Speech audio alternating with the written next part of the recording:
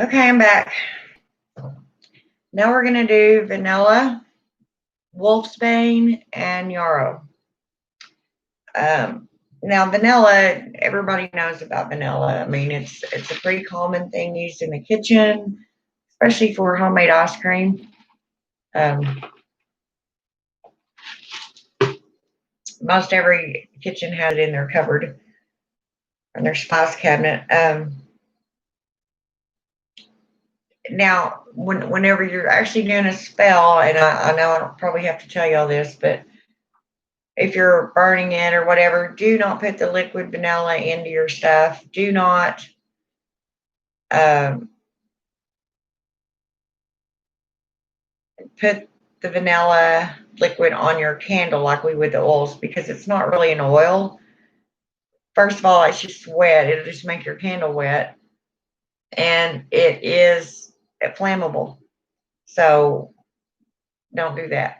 If you're going to use vanilla in your spells, now I'm not saying you can't make some sort of well, you can use an ointment because it is water based and it wouldn't be good for the or oil either. So I have made an aura spray and a perfume for Hecate with vanilla in it also. But I mean, you just have to do your research on that. Um, or when you're cooking with it, and like you would any of your other herbs that you cook with, as you're putting it in there, then say your tan over it. Put intention into that vanilla and have it do what you wish it to do.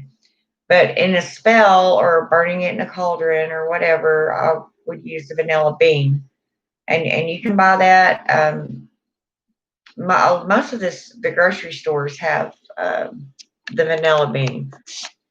Anyway, I don't have a whole lot on that. It's pretty self-explanatory. It's been around forever in the kitchen, and most people know about it. But of course, the gender is female. The ruling element is water, and the ruling planet is Venus. Um, Now, I also have a spell that I'll go ahead and give y'all. Um, I don't do that very often, just on here, but I will for the vanilla. The magical properties are it's calming, consoling. It's used for good fortune. Used in spells to enhance energy. Um, Actually, the vanilla bean you can put it like in your pocket or in your purse or in your wallet to increase energy. It's used in love charms. The oil is said to be an aphrodisiac, which you would have to make the oil out of the vanilla bean. As I said, the liquid that you buy in the store, that's what it is. It's water based. Um, so I don't really see what honestly that you could do with that except cook with it. Um, the bean itself would be better. Um, it makes a wonderful smelling incense, and it's burned for love, luck, lust, healing, and mental powers. And the medicinal properties of it, believe it or not, it aids in digestion. So whenever you're putting it in your food, know that you know. Okay, now I have an abundance candle spell using vanilla that you can I will give to you. You will need a green candle, cinnamon oil, your vanilla oil. If you, y'all know that oil and water does not mix, so I wouldn't get the liquid vanilla and pour it into your cinnamon oil. Um, they're not going to mix together. So you really need the vanilla extract oil, which you can make yourself out of your vanilla bean. Anyway, you combine those two together, and you need a coin, a large denomination like a $50, 50-cent piece, um, maybe a quarter, but I wouldn't go lower than a quarter. Um, on your candle, on your green candle, carve on the side of it wealth, and then anoint it with those oils. You put the coin in the bottom of the candle holder, or I would use a candle holder, um, just to keep everything upright and you don't catch stuff on fire. Um, of course, you set the candle on top of the coin, light it, and let it burn down completely. And the whole time it's doing this, now I've already kind of taught y'all how to put your intent into that candle. Okay, just imagine your intent going into that candle, and your candle filtering it, and it's coming out of that flame and being released into the universe. Okay. Um, when the candle is done, leave the wax covered coin, and it'll burn down over that coin. Um, if you want to remove it from that candle holder while it's still warm, so you'll be able to get it out, I would do that. Remove it, put it someplace safe that nobody else will touch it, bother it. Preferably no dust will get on it. Um, and this will help bring money into your life. Yeah, I have even been known to, after the wax dries really well, I'll put it in the coin part of my wallet, or down in one of the pockets, or slide thingies. You know what I'm talking about, that you hardly ever use. Put it down in there. But that's just a simple little, it's easy to do. Now, I also have an oak moon ritual mist that I invented for personal power. Um, there's other ritual mists out there. A lot of them are pretty similar. Um, anyway, I'm not going to give this one out just simply because I just don't feel like I'm ready to. Um, anyway, yeah, I think I'll just leave that one be for now. Maybe another time. I just don't feel it good about doing it at this moment. And I don't know why. Okay, now, and I'm pretty sure that I touched on this or did a video on this, but I can't find it. And nothing's titled. I may have just mentioned it in another video. But in case anybody's actually looking for this herb, I wanted to have it um, in the title, to where if they're just thumbing through stuff and say, okay, well, I've got this, what can I use it for? This is probably the only extremely poisonous herb that I have in this house. And it, of course, is Bane. Okay. Now, I'm pretty sure, in fact, I remember taking the lid off and showing it to y'all. But this stuff, you have to be, if you're using it, I would say be even more careful with it than the other ones, not because it's more poisonous, but because it has all these tiny little hairs in it. Okay. And I mean, it's almost like a cobweb, but loose, and it blows, like how do I put it? No, it'd be more like a dead dandelion. You know how you can blow it and they just blow in the wind. That's what this stuff has in here. Okay. And so, just if you have it out on your table, your altar table, You know, and you have a ceiling fan on, or if you just go to move, say you've got your book of shadows out here and you think, okay, well, I've got that, and you close it, just a little bit of breeze blowing from you shutting that book right by it can blow some of it on you or in the floor. Once again, if you have pets, it'll kill them. Um, I would always use precautions. I would use gloves. Now, you don't have to, a lot of witches don't, um, but make sure after you have used it, wash your hands, okay? Because this stuff is really poisonous. Okay, and don't be stupid with it, because it will make you, if not extremely ill, it could kill you. Now, believe it or not, as deadly as it is or can be, it's used for protection. Now, you can look at it in the way that, yeah, it's deadly, don't mess with me, and don't mess with what I'm protecting. However you want to look at it,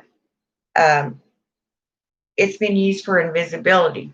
Now, we're going to have fun with this herb because, as y'all know, yes, I'm a witch, but I'm also down to earth, okay? This isn't a book that you read. It's not old wives' tales about,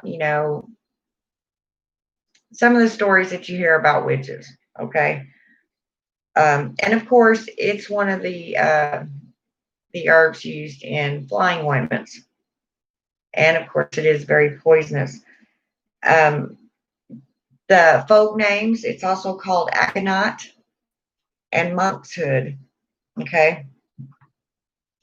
And once again, anytime that you see Bane on the end of an herb, just know it's extremely poisonous, okay? Wolf's bane. They actually have dog bane, hen's bane. I can't even think of all of them right now, but that definitely is your number one clue that they are very poisonous. Um, the gender is female. The ruling element is water. The ruling planet is Saturn. And the zodiac sign is Capricorn. And of course, the ruling deities are Hecate and Medea. You know our Hecate, she loves some poisonous herbs. Um, Now, the magical properties, it is said, like I said, it's used for in flying ointments. And it's so poisonous that there's really no other use for it but killing someone or making them extremely sick. Um, or it's been used on Samhain to communicate with the dead. It's been used to invoke Hecate, which makes total sense because, once again, she loves her poisonous herbs. Um, People used to use it in arrows or to purify an athame or wand. So, I mean, if it don't kill negativity and all that good stuff, I don't guess anything will, huh? The medicinal properties, it has several, but I would not recommend them. I wouldn't even mess with this herb unless you are a very skilled practitioner. Um, the entire plant is poisonous. It doesn't matter the root, the stem, the leaves, the sap off of every single ounce and bit of that plant is poisonous. So it's not like some of these, you can use the flower but not the root because one's poisonous and one isn't. You find a lot of that in these herbs. But this one's poisonous from its head to its toe to its roots and probably a little bit of the dirt around it. Probably wouldn't be good either. So please, I mean, y'all are adults or you wouldn't be watching my channel. I hope so. And it's not like you can, I mean, you can order it. You have to know where to get it. But just be extremely careful, okay? And that's with any poisonous herb. But these, like this wolf's bane, I mean, there are some that are only poisonous if you ingest them. Okay, this right here, it is so fly away. Like I said, it would remind you pieces of it. It's full of, like I said, like the dead dandelion that you blow into the wind, all those little tiny fuzzy things. It's full of that in here. Just a little bit, could be left on your finger and say you go to touch your eye, um, there you have it. You have wolfsbane in your eyeball or wolfbane. So always wear gloves when you're handling it if you have to handle it. Some of these are just really better off left alone.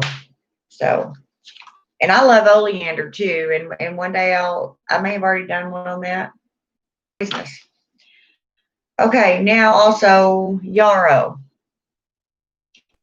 This is a wonderful herb. Yarrow is, she's just, she can be used for so many things that I just didn't write them all down. The Latin name is Achillea and millifolium. Okay, I don't expect y'all to remember them or even understand what I just said, but I know Latin, so I can pronounce them a little better. It's used for healing, for protection, and to summon Lucifer. The gender is female. The ruling element is water. The ruling planet is Venus. The ruling deities are Achilles and Lucifer. And it works best with the seventh chakra. I'll let y'all figure that one out.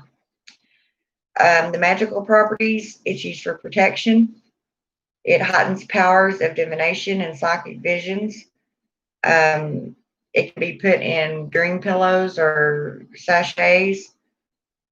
For prophetic dreams, it's used in love spells for, they say it could last up to 7 years. It's used to summon Lucifer. Yarrow oil and incense cleanses the aura. It can strengthen the power of other herbs in a spell. It's kind of like a booster, a kickstarter, kind of like sulfur.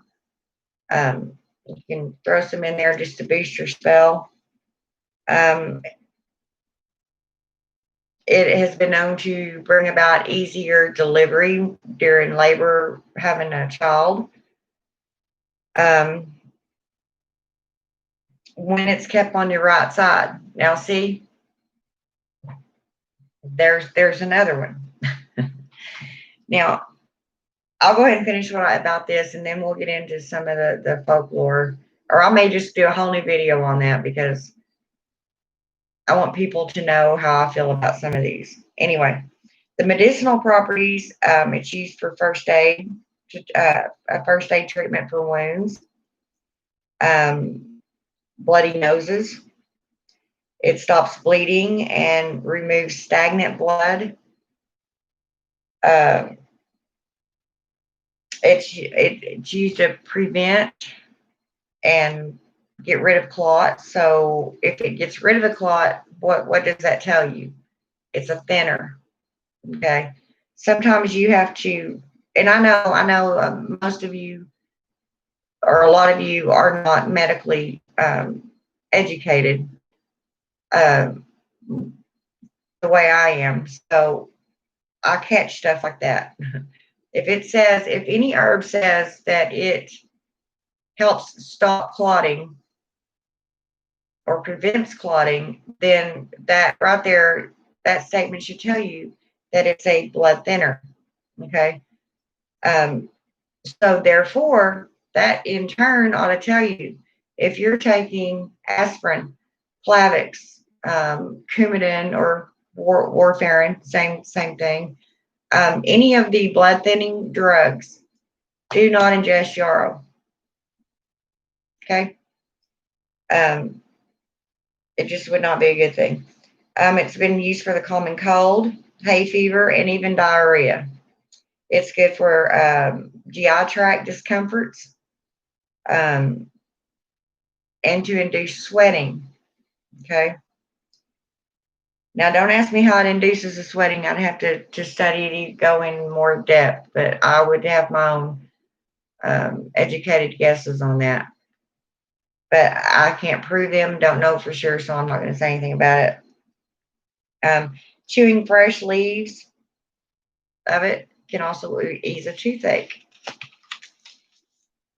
Is what I read about it. I have had a lot of tooth pain in my time. I was just cursed, I guess, with bad teeth. No drugs involved. Let me make that perfectly clear. I just it kind of ran on my dad's side of the family, and I ended up with not so good at teeth. But I've had some hellacious toothaches. I have not ever used Yarrow for that. I do get the clove oil, and I'll make that and use it. But anyway, there's your 3 more, and I think that's probably, unless y'all come on here and you have any questions about a certain herb maybe that you're interested in. I know, especially a lot of the new witches, they, some of these herbs that you hear about, even in children's books, Hansel and Gretel, and anywhere there's a witch involved, you've heard of wolf's bane, or any of these other poisonous herbs that are the witches always use, and they're always out to kill people, stuff like that. So, the newer witches are really interested in, like, okay, well, what is that? Well, yeah, they're poisonous. This is why education on the herbs, um,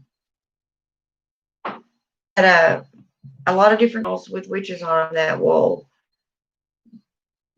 do herbal stuff. And they, we're not all going to tell you the same thing about every little bitty herb. They may figure out something different than I know, or have used it for something different that it works in. So